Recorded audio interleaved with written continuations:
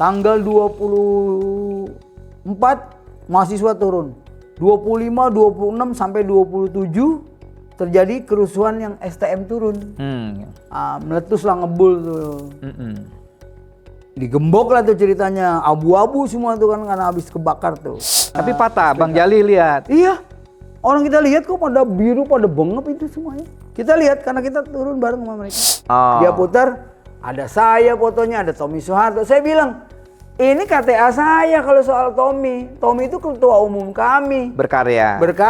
Jadi korelasinya memang kita antara bawahan dan pimpinan. Nggak ada hubungannya dengan aksi-aksi ini. Pokoknya direbus aja dan ditahan aja dulu. Soal nanti mau dikecapin jadi semur. Dikasih rendang jadi, dikasih santan jadi rendang ya kan. Dikasih kunyit jadi gulai. Nah pasalnya dicantum-cantumin aja sembarangan. Meminta pertanggungjawaban Jokowi atas wafatnya. Dalam kapasitas beliau sebagai presiden, kepala pemerintahan sekaligus kepala negara terhadap peristiwa terbunuhnya 9 tunas bangsa di Bawaslu.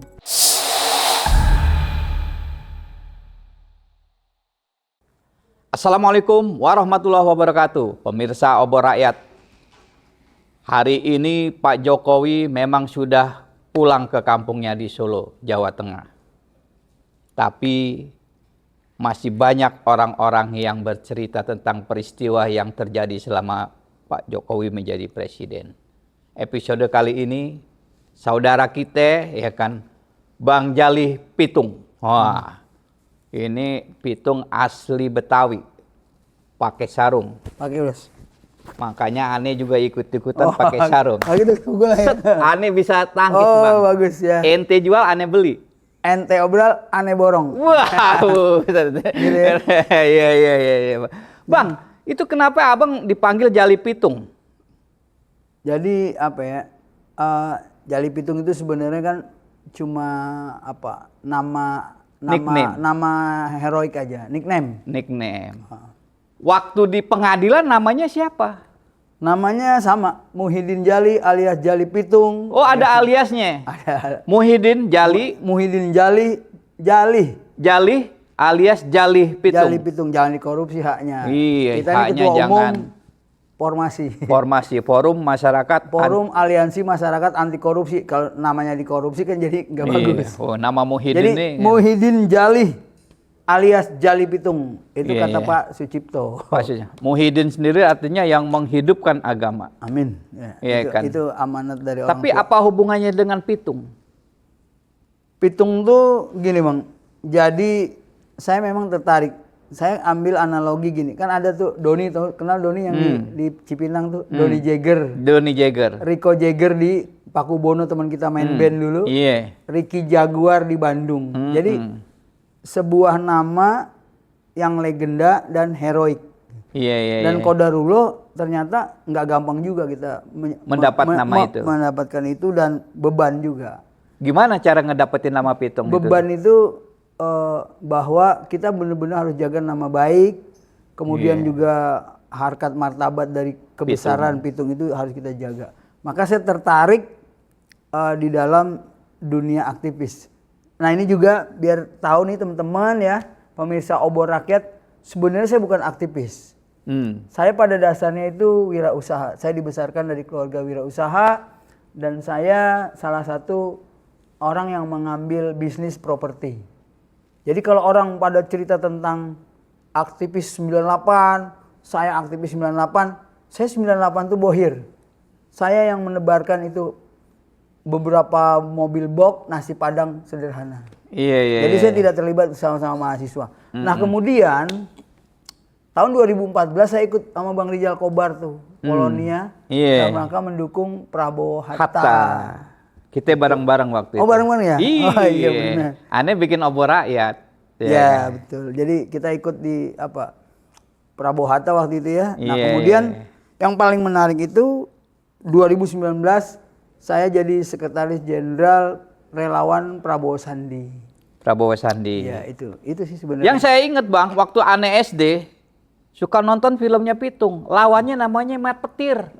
Ingat nggak Mat Petir ya kan itu yang siapa itu kan? Widi Mukhtar, pemainnya Widi Mukhtar ya kan masih ada. Bukan Widi Mukhtar kalau nggak salah Jepri Sani. Bukan yang jadi musuhnya Oh, Pitung. yang jadi musuhnya Pitung yang... Pitungnya kan Diki Zulkarnain. Oh, yang nyulik istrinya Aisyah. Nah, lawannya Diki Zulkarnain, lawannya Pitung namanya Mat Petir. Pemerannya Itu, namanya W.D. Mukhtar almarhum ya. Bang, ngomong-ngomong, abang kenapa 2019 ditangkap sama polisi? Nah, sama jadi pelokis. Saya ini salah satu orang yang saya salah satu orang yang berusaha untuk bertanggung jawab atas apa yang saya sampaikan, atas apa yang saya tulis di berbagai media misalnya, kemudian apa yang saya lakukan. Jadi yang saya tidak tahu, saya tidak akan menyampaikan itu. Termasuk juga apa yang saya pikirkan. Ini pertanggungjawabannya kepada Allah ya, kepada Tuhan. Nah, ini kita berangkat dari sini. Jadi 2019 itu, nah ini. Kita kan ikut di relawan Prabowo Sandi, tim pemenangan. Nah, kemudian pada tanggal 17 April itu, kita semua tahulah bahwa itu adalah hari besar bangsa Indonesia melalui gerbang pemilu, pencoblosan. Nah, sebelumnya kita juga sudah melakukan upaya-upaya untuk meminta kepada Presiden Jokowi, kepada KPU agar Jokowi mengundurkan diri. Kenapa kita meminta itu? Karena menurut saya nih, menurut keyakinan saya, bahwa Undang-Undang Nomor 7 Tahun 2017 itu undang-undang banci.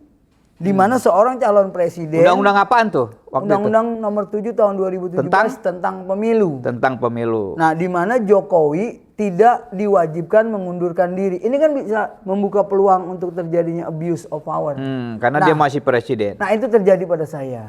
Nih, 24 April kita bikin aksi unjuk rasa tolak pemilu curang.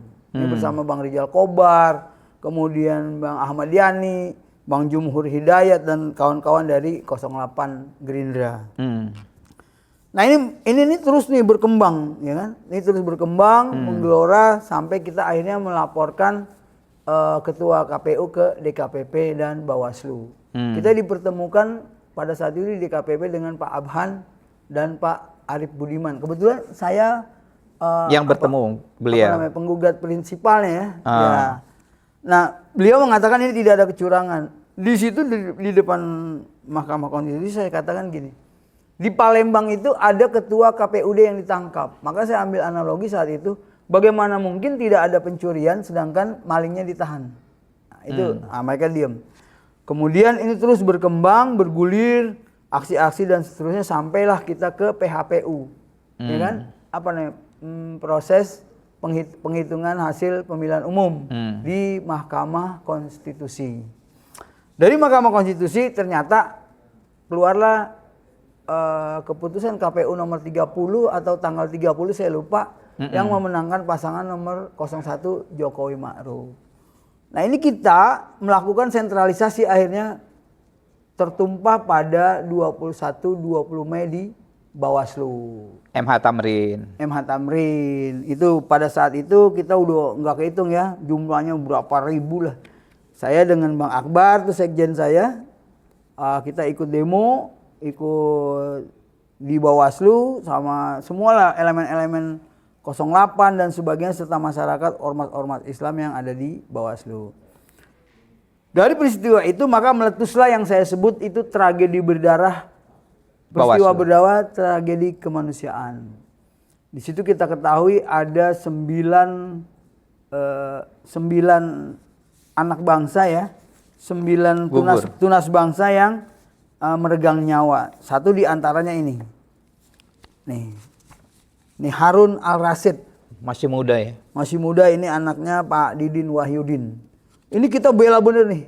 Sampai kemudian setelah meletus 212 Mei, itu kan tidak ada aksi-aksi di Jakarta.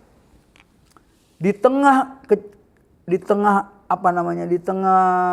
Jakarta yang bisa disebut mencekam, kemudian tidak ada aksi-aksi demonstrasi, unjuk rasa dan sebagainya.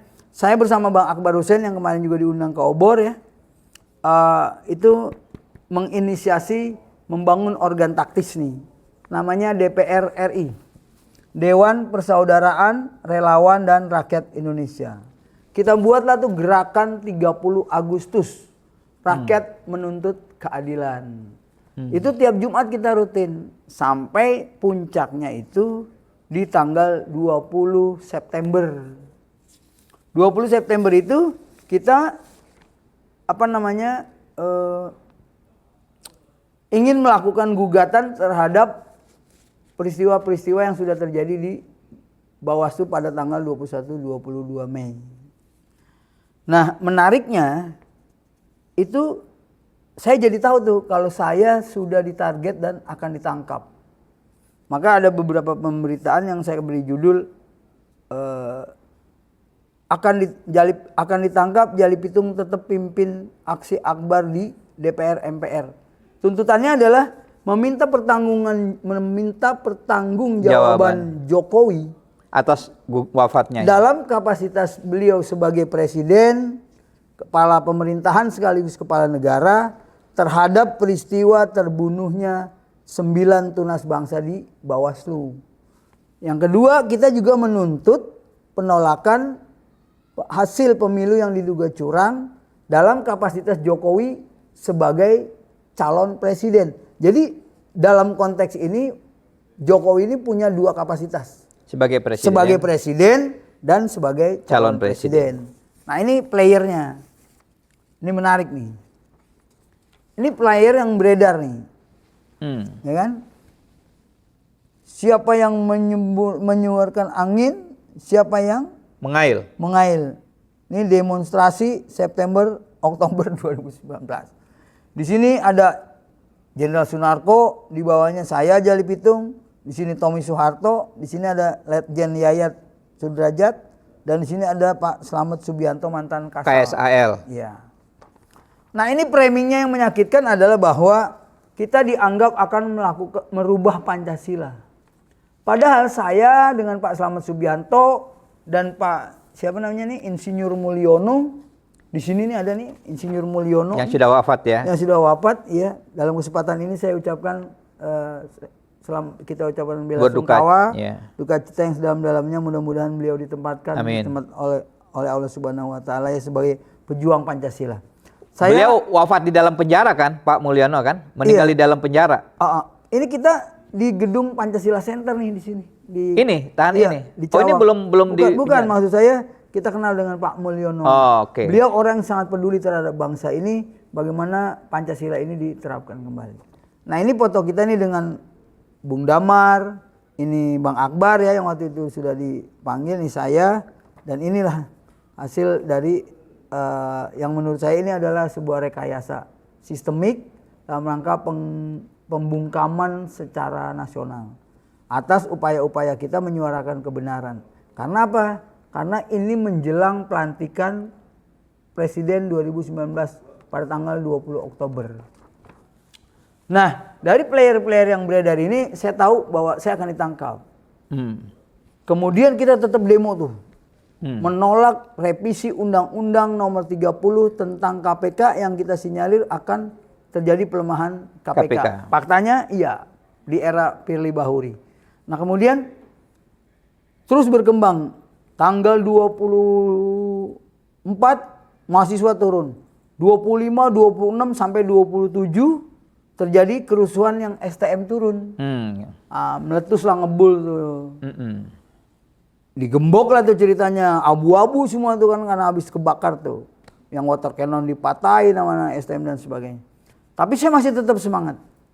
Kemudian tanggal 2 saya turun bersama mahasiswa bareng di DPR MPR. Sialnya tanggal 9 Oktober 2019 sekjen saya Bang Akbar Hussein itu ditangkap di Condet. Dipepet lagi bawa mobil, dicondet, dia ditangkap. Tanggal 10-nya saya dijemput. Orang sekecil ini dijemput oleh beberapa kesatuan. Ada Resmob, Serse, kemudian Densus, termasuk Kamnek. Berapa orang yang jemput Bang Jali? Banyak ya, soalnya di depan gerbang rumah ada, di dekat salah satu minimarket ada, di ujung jalan juga ada. Saya tanya waktu ditangkap, saya salah apa nih? Enggak Bang, kita ikut aja. Enggak, saya salah apa? Dia bilang gitu kan. Enggak, kita ikut aja Bang. Dia lapor sama kawan. Gimana Dan? Kasih tahu aja. Bang, kami dari Polda Metro Jaya. Saya bilang dong dari tadi kalau saya mau ditangkap. Kan saya takut nanti diculik, orang jahat, apa narkoba dan sebagainya tujuannya. Nah, saya masih di dalam mobil tuh, sambil dikawal tuh. Wow gitu. Lihat salah satu di antara mereka lapor. Dan sambil saya video call ya. Dan kami sudah bersama Jali Pitung katanya. Dengan bangga mereka mengatakan bahwa saya sudah ditangkap. Persis di sebelum Cipulir saya tanya lagi. Pak, saya ditangkap nih. Enggak, nanti ngobrol aja di Polda. Enggak, saya kalau mau ditangkap kasih tahu Pak, apa salah saya? Bilanglah mereka. Apakah Bang Jali Pitung pernah ikut dalam pertemuan di rumah salah satu jenderal di Ciputat? Oh, itu persoalannya. Sunarko, Jenderal Sunarko maksudnya? Ya saya tidak sebut namanya, tapi mereka yang sebut. Dia bilang, apakah Bapak pernah ikut di pertemuan di rumah Jenderal Sunarko? Saya nggak jawab, saya bilang, kalau gitu tolong dong kacanya buka. Saya bilang, saya izin yang rokok, saya ngerokok. Saya udah tahu persoalan politik. Saya pikir yang saya khawatirkan, saya bukan pemakai narkoba. Saya tidak membunuh, saya tidak melakukan apa-apa. Kan wajar kita khawatir ditangkap dalam usaha apa. Begitu ada jawabannya, saya ngerokok dong bos. Santai. Santai sampai di Polda, mereka jalan turun sampai pistolnya ketinggalan. Abang ngebawain? Jok, Pak, nih pistolnya ketinggalan. Lucu kan? Nah itu cerita menarik tentang kita. Nah maka sepulang saya di penjara, ada tuh rasa dendam saya sebenarnya. Ntar dulu, ini di Polda gimana ceritanya? Abang diapain? Diperiksanya bagaimana? Ya kita diperiksa. Nah terus? Diperiksa apakah saudara begini begitu dan sebagainya.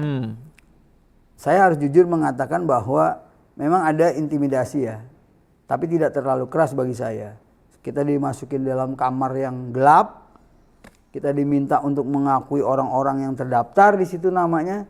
Banyak ada 30 sampai 40 gitu, emak-emak lah ya. Saya bilang, kalau emak-emak ini kenal saya wajar, tapi saya tidak kenal dia, saya bilang gitu. Karena saya memang beberapa kali memimpin orasi, memimpin aksi, wajar kalau mereka kenal. Enggak bang, dia kenal kok sama Bang Jali. Iya, dia kenal sama saya, tapi bukan berarti saya kenal dia. Iya. Katanya ada yang nyumbang uang, ada apa. Memang kita ini kan waktu itu kita aksi itu satu ya, kita tidak disuruh oleh siapapun. Dan kita tidak dibayar oleh siapapun. Malah kita keluar duit. Malah kita keluar duit, keluar tenaga, keluar waktu. Sebagai apa? Sebagai wujud kecintaan kita terhadap bangsa ini. Karena sering saya mengatakan di depan teman-teman wartawan waktu orasi dan demo itu, bagaimana mungkin kita bisa melahirkan seorang pemimpin yang baik, benar, jujur, amanah dan pro rakyat ketika proses peralihan kepemimpinan ini yang kita sebut pemilu dilakukan dengan cara-cara yang curang, bermartabat. Bukan saya yang bilang, Anda yang bilang. Ya pasti curang lah ya kan.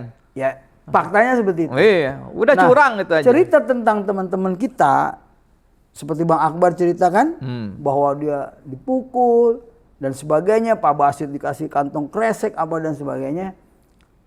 Saya tidak melihat langsung. Tapi itu fakta yang mereka rasakan dan memang benar. Itu ada orang yang belakang ini, belakang ini sampai somplak nih, patah tulangnya itu. Itu di kamar kita di Alapan Polda Metro Jaya. Intinya somplak, patah tulangnya. Diapain? Teman kita Perdi juga ada nih sini. Diapain? Sama polisi? Ya sama penyidik. Oknum lah, oknum ya, tapi lebih dari satu. Ya enggak, kan polisi yang matahin. Nggak usah disebut oknum, yang matahin polisi, Polda. Ya pada saat proses. Loh iya kan, nggak usah disebut oknum. Oh, gitu iya ya. kan, kalau ada guru yang melakukan kejahatan disebut guru, ya kan. Giliran polisi yang melakukan kejahatan disebut oknum polisi. Kagak bos, polisi. Menyiksa demonstran. Disiksanya di Polda atau di mana? Di Polda. Diapain itu sampai patah? Ya nggak tahu lah ya, karena kan kita nggak beda. Tapi patah, Bang Jali lihat. Iya, orang kita lihat kok pada biru, pada bengep itu semuanya. Kita lihat karena kita turun bareng sama mereka. Kita satu. Selain ada yang patah itu ada apa lagi? Satu sel. Kalau Pak Basit kan sempat giginya patah, biru dipukulin. Dan dia juga bilang, Bang saya ditipu nih. Tipu kenapa? Katanya Bang Jali udah ngaku. Ngaku apaan saya? Saya bilang gitu, orang saya aja saya robek-robek kok itu. Saya diperiksa itu 3 kali saya minta untuk diulang. BAP Bang robek? Ya saya robek Bang, dia udah nggak jadi diulang. Pak ini saya nggak mau, kenapa nggak mau? Ini nggak cocok nih Bang. Enggak emang, loh saya tidak melakukan ini, saya tidak merencanakan ini. Yang saya rencanakan itu adalah aksi besar-besaran, itu iya. Menolak pemilu curang, itu iya. Dan itu amanat undang-undang. Iya. Saya tidak akan mengajarkan polisi, saya bilang, karena Bapak disekolahi di PT IKA dengan biaya negara yang cukup tinggi. Bapak pasti paham aturan hukum dan landasan konstitusinya bahwa menyampaikan pendapat, unjuk rasa dan sebagainya itu hak konstitusional warga negara. Maka di dalam MPR setiap orasi saya bilang tidak ada boleh satu orang pun yang boleh melarang aksi-aksi seperti Jali Pitung. Dan itu kita dikawal akhirnya sama Pak Hari Kurniawan dan Dandim.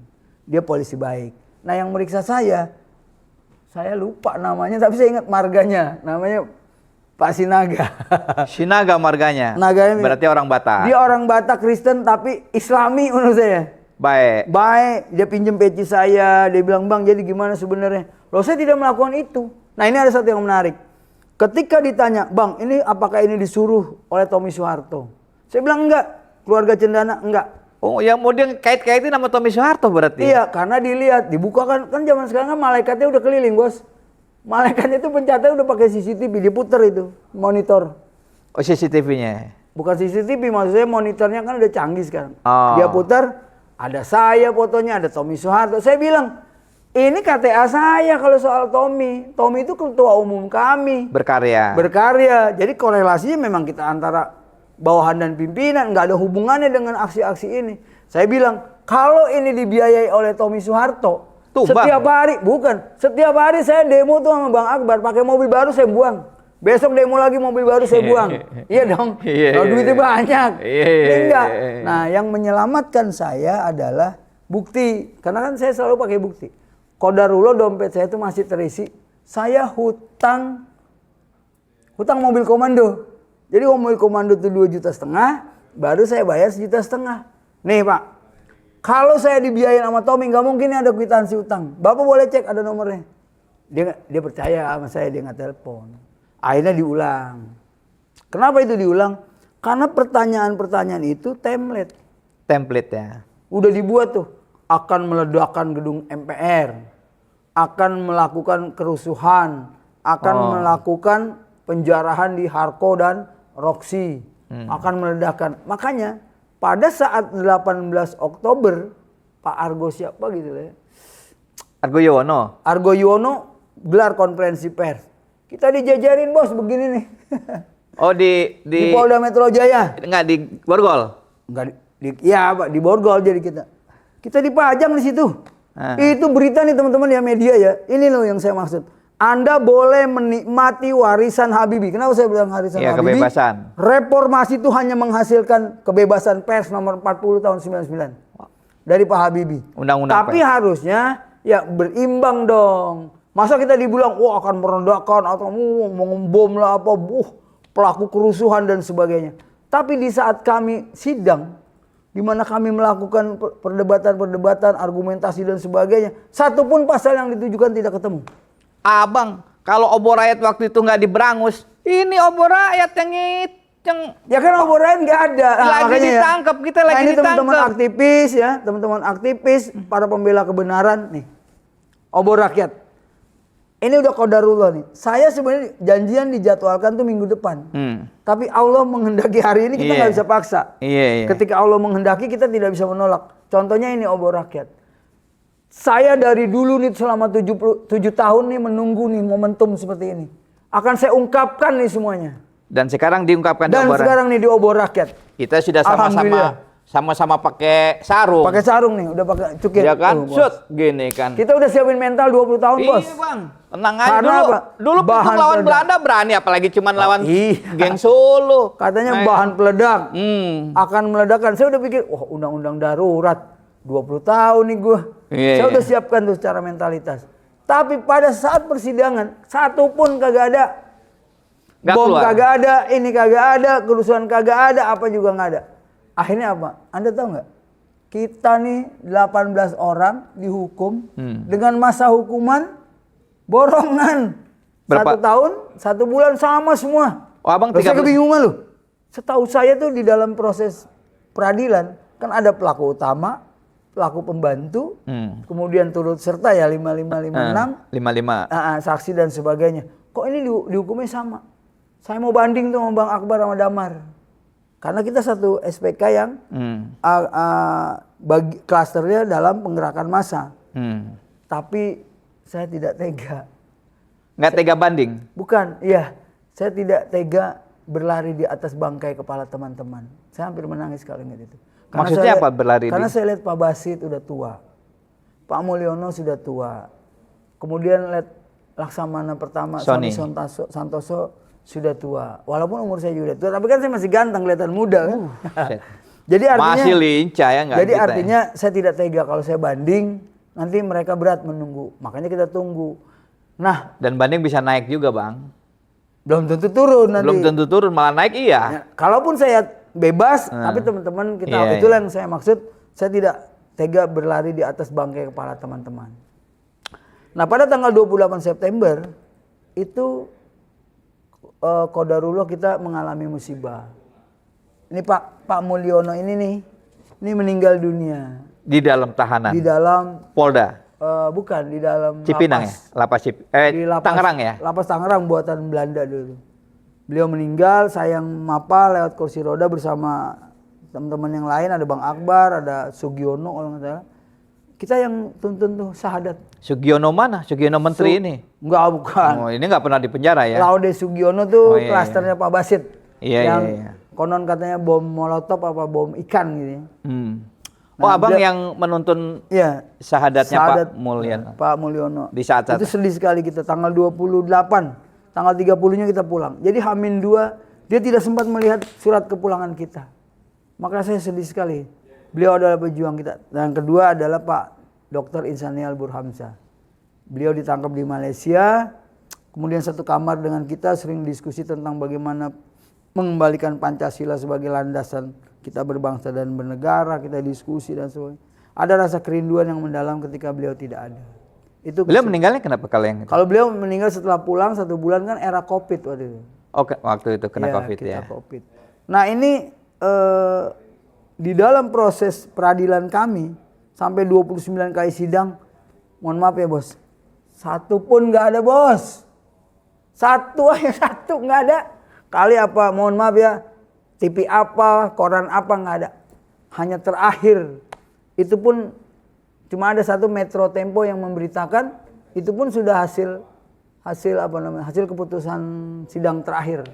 Siapa dihukum berapa, siapa dihukum karena berapa. Gini, Bang Jali, media-media mainstream itu pada takut. Karena kenapa takut? Kan dia tugas mulia. Karena yang punya itu cari makannya masih di pemerintah. Pada takut. Fungsi jurnalistiknya di mana? Ya kagak ada lah berarti.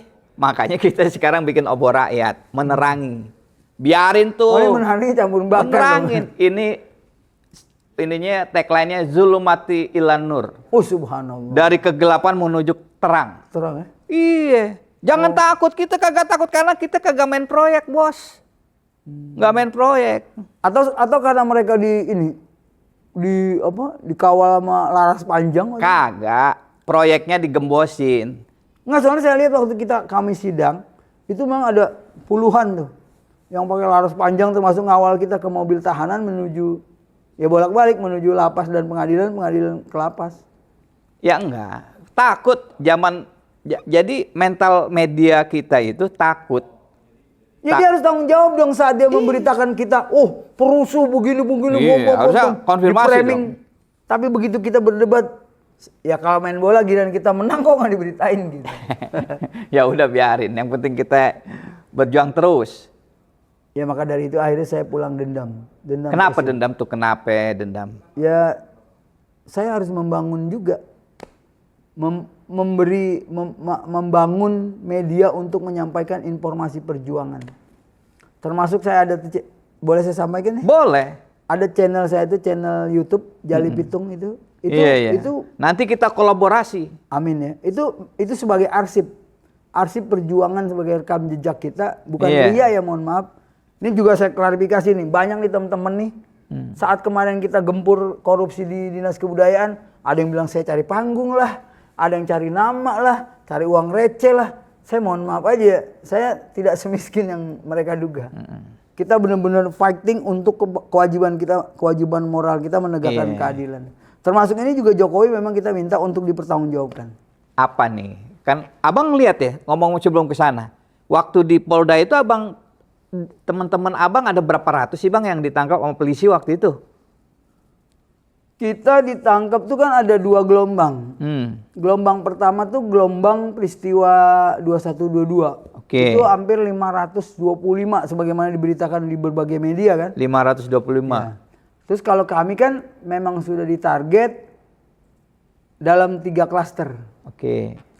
Saya sebut, mohon maaf kalau salah ya. Jadi ada klaster provokator ya, mungkin dianggapnya konseptor nih, penggerak massa. Termasuk abang? Ya iya. Kemudian dedengkot lah ya, dedengkot. Kemudian ada kontributor, injektor, inspektor ya yang membiayai padahal biayanya nggak ada. Kemudian ada eksekutor tuh teman kita Okto Siswanto. Itu yang disebut eksekutornya. Padahal nggak ada tuh perencanaan mau meledakkan apalah untuk musuh nggak ada. Pokoknya cuma demo doang. Demo doang, makanya saya ngotot itu ditahan. Makanya saya bilang sama Pak Jaksa, Pak izin yang mulia Pak Hakim, saya ini Bang Jali Pitung nih, jangankan jadi terdakwa, untuk jadi tersangka aja nih sebenarnya nggak pantas nih.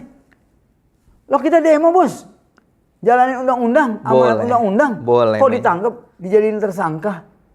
Ini kan pembungkaman yang sistemik, pembungkaman yang sistematis menjelang pelantikan. Kalau bahasa saya Bang Akbar, Bang kita kenapa ditangkap Bang? Saya bilang, Bar, kita mah yang penting direbus dulu. Maksudnya, pokoknya direbus aja dan ditahan aja dulu. Iya. Soal nanti mau dikecapin jadi semur, dikasih rendang jadi, dikasih santan jadi rendang, ya kan? Dikasih kunyit jadi gulai. Nah pasalnya dicantum-cantumin aja sembarangan. Undang-undang bahan peledak, undang-undang darurat, pokoknya banyak lah dan sebagainya. Faktanya kita di persidangan mana?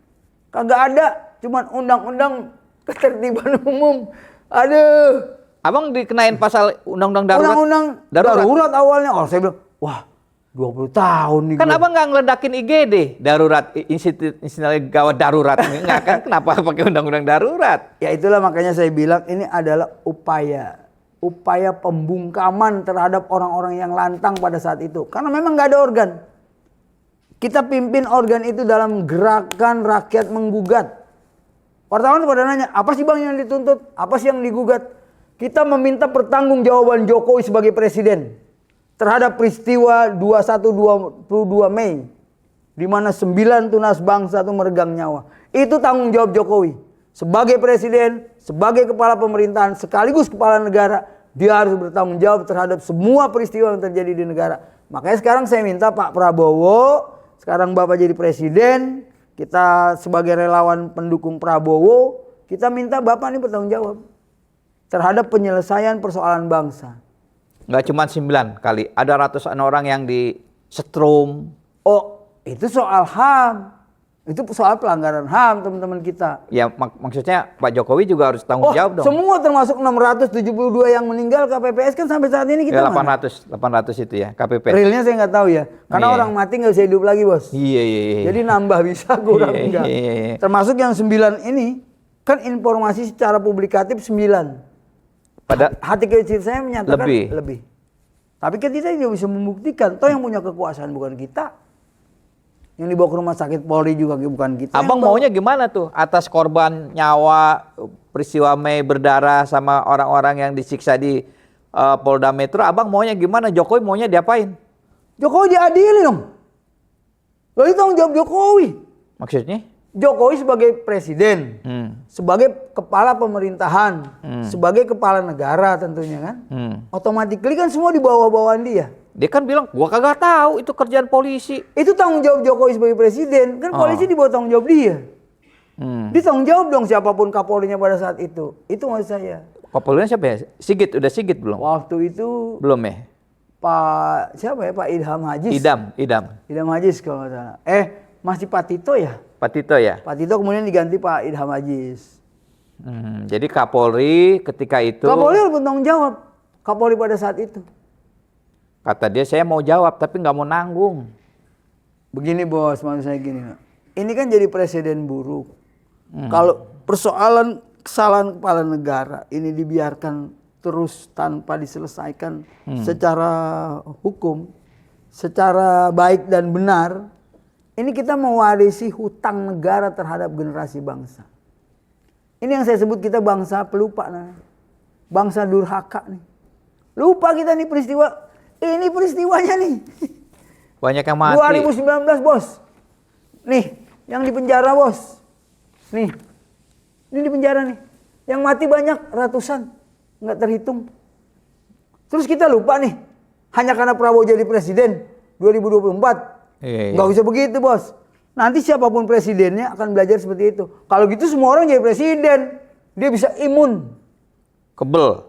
Ya imun, kebal dia. Oh kalau gitu gue jadi presiden aja nggak bakal ditangkap. Jokowi aja nggak ditangkap, jangan salah. Bung Karno pernah kan diadili. Pak Harto pernah diadili. Cuma karena sakit, kan orang sakit undang-undang menyebutkan tidak boleh diperiksa. Tapi proses peradilannya jalan.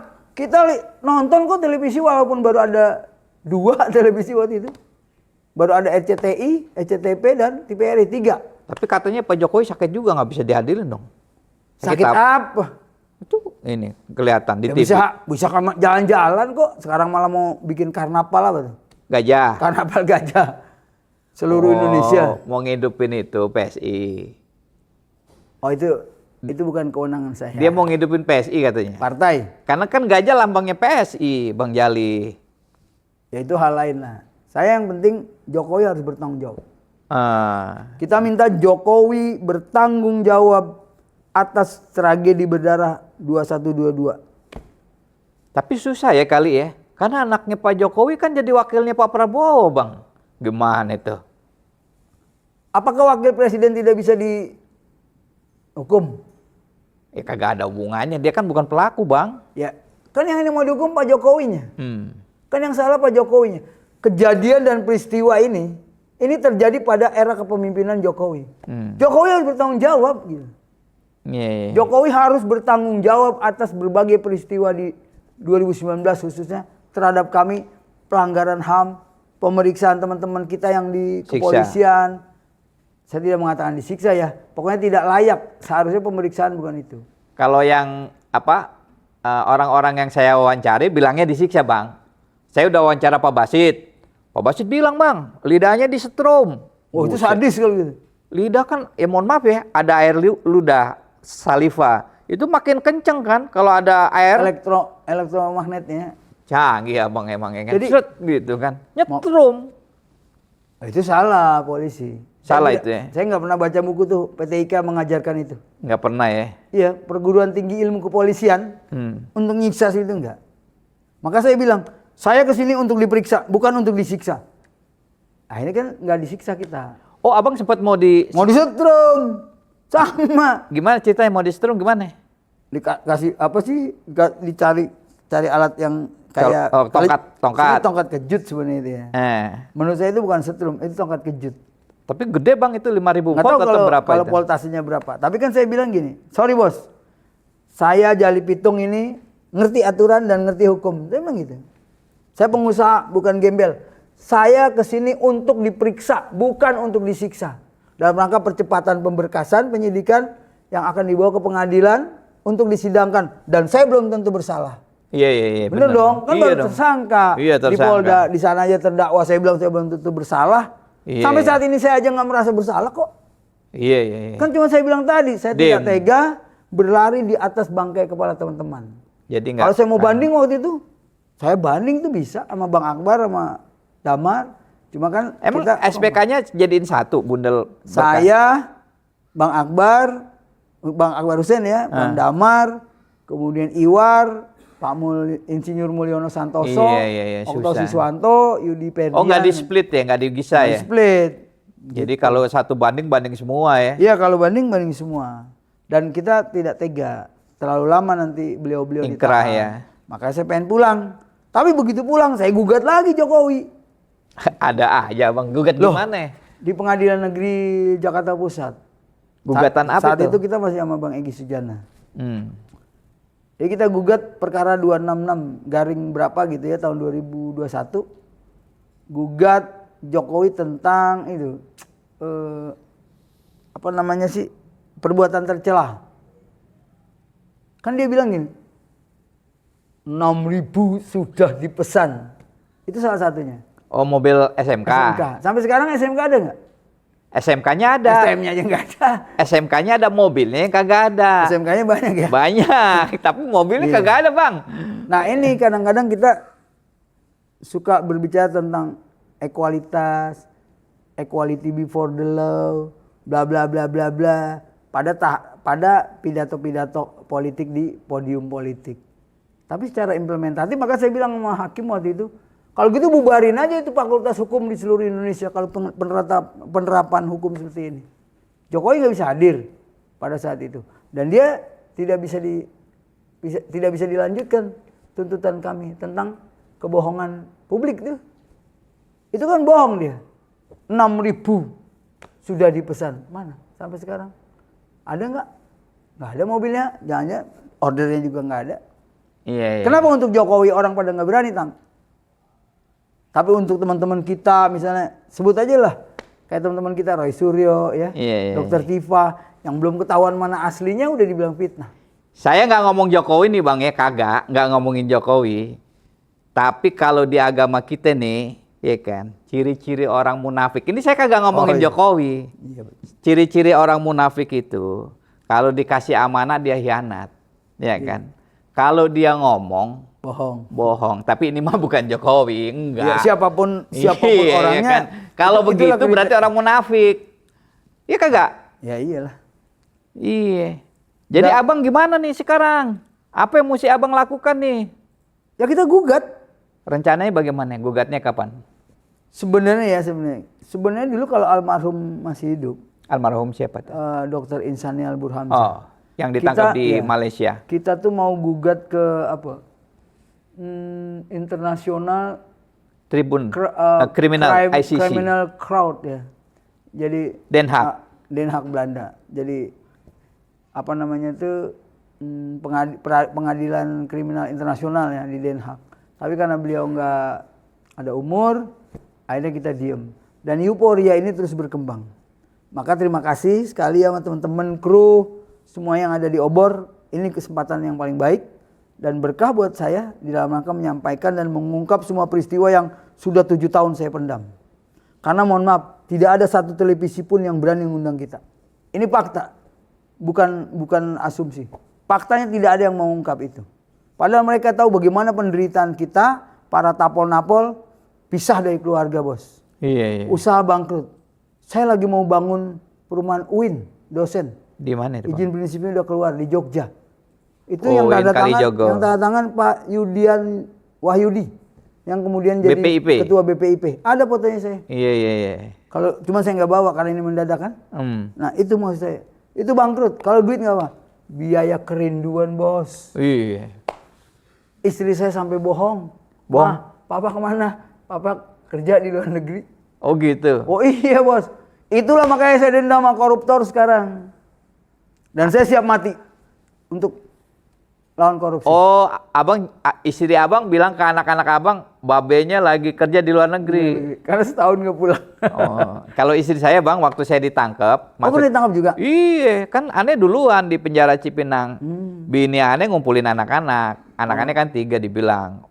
Bapak ditangkap Jokowi, masuk penjara. Oh, udah zaman Joko juga? Oh, iya. Oh, berarti termasuk tapol Jokowi dong kita. Iya, makanya kita Weh, pakai sarung. Iya. Aneh. Ente jual, aneh beli, ya kan gitu. Oh, sama berarti ya? Iya. Ya itu yang kita inginkan. Jadi gini, kalau ini tidak diselesaikan secara tuntas, maka ini akan jadi warisan terburuk bagi bangsa. Dan ini menjadi contoh jelek juga buat bangsa kita. Iya. Ya kan? Jadi orang berbicara tentang ekualitas di sini nggak ada lah. Iya. Nggak sama ya. Bicara Nggak tentang Undang-Undang Dasar 45 pasal 27 ya itu. Ini sama. aja ada tuh relawan Jokowi, udah ingkrah kagak ditangkep-tangkep. Siapa sih? Plester siapa? Siapa tuh? Sylvester. Oh, Silvertes. Iya, Plester. Silvertes apa sih? Nah, Pokoknya itu ada ya. Matutina Iya. ya. Apa? Malah jadi komisaris katanya. Iya, jadi komisaris ID Food. Apa kagak? Nah, ini yang menarik lagi. Ah. Saya juga bingung nih sama Pak Prabowo. Kadang-kadang teman-teman gini, "Bang, lu kan mendukung Prabowo." Iya. Terus kenapa, Bang? Bagaimana, Bang, tuh, Bang? Prabowo kok kabinetnya gemuk banget. Kok orang-orang Jokowi semua? Saya hampir apa ya? Hampir jontor kalau kata orang Betawi ya. Ngomongin itu ya, ngejelasin Saya ya. bilang gini, membangun bangsa ini tidak bisa dengan dendam. Saya bilang gitu. Jadi kabinet Prabowo ini kabinet rekonsiliatif dan kabinet akomodatif. Tapi ada batasannya sebenarnya. Rekonsiliatifnya apa? Jadi transisi dari Jokowi ke Prabowo, akomodatifnya itu semua dirangkul. Mau bekas lawan politik juga dimasukin. Cuman kan yang sangat disayangkan perilaku-perilakunya. Perilaku-perilaku korup, contoh misalnya yang baru-baru aja. Ini kan BGN nih orang serang Prabowo. Bro, sorry, bukan Prabowo yang lantik. Jokowi. Jokowi itu kepresnya. Dadan. Agustus sebelum Prabowo dilantik. Dadan. Dadan siapa? Dadan Hindayana, BGN. Maka saya bilang, kalau mau dibakar, mau ditangkap tikusnya, tidak mesti dibakar lumbungnya. Program ini program mulia, Bos. Kalau soal yang ditangkap, ini Quran yang bicara. Oh, ini kan ada pakai peci ya. Itu Al-Maun jelas-jelas, Bos. Ara'aital ladzi yukadzibu biddin. Fazalikal ladzi yadul yatim wala yahuddu ala ta'amil miskin. Ini makanan orang miskin lo makan. Beli mobil dari India dan sebagainya. Nggak dikemplangin aja, zaman dulu dikemplangin, Bos. Wajar itu ditangkap, tapi bukan berarti programnya yang dihentikan.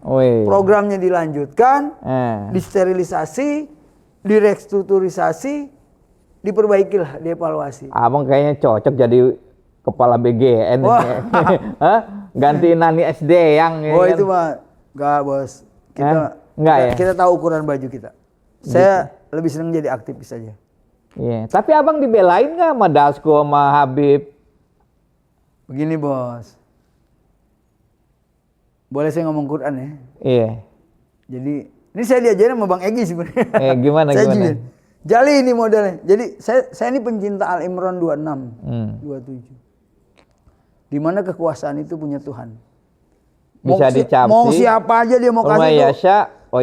Iya.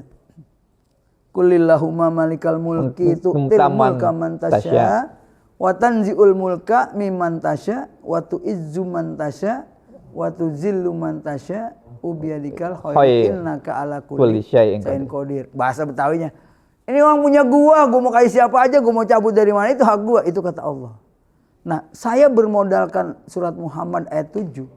Itu karena tiap sholat kita baca.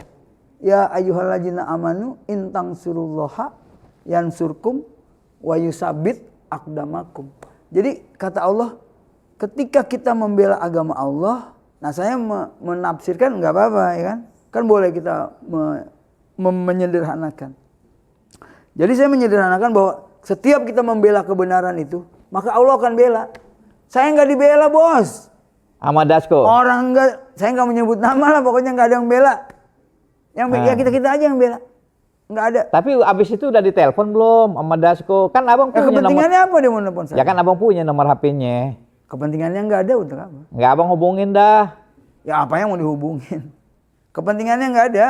Kepentingannya cuma saya WA udah kemarin. Bagaimana nih nasib teman-teman kita nih Bang yang tapol-napol? Apa katanya? Nggak dibalas.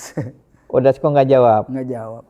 Waktu ditanya bagaimana tapol-napol? Iya, kawan-kawan kita bagaimana nasibnya nih Bang? Saya bukan manggil abang, manggilnya Prof. Malah teman saya yang nelpon saya kan, saya nelpon Dasko ya Bang. Iya, saya bilang. Oh berarti Dasko nyuruh kawan abang itu. Ya kenapa mesti parkir? Iya itu kan gaya dia dah. Karena kan abang mungkin kan ada Adidas, Kabinda, Kapolda. Apa tuh? Adidas itu anak didik Dasko. Oh. Kabinda anak kader binaan Dasko. Oh gitu ya. Yang paling tinggi Kapolda. Apa tuh? Kawan politik Dasko. Oh saya bukan apa-apa. Saya nggak ada. Saya bukan apa-apa. Iya. Saya kenal di TV kok.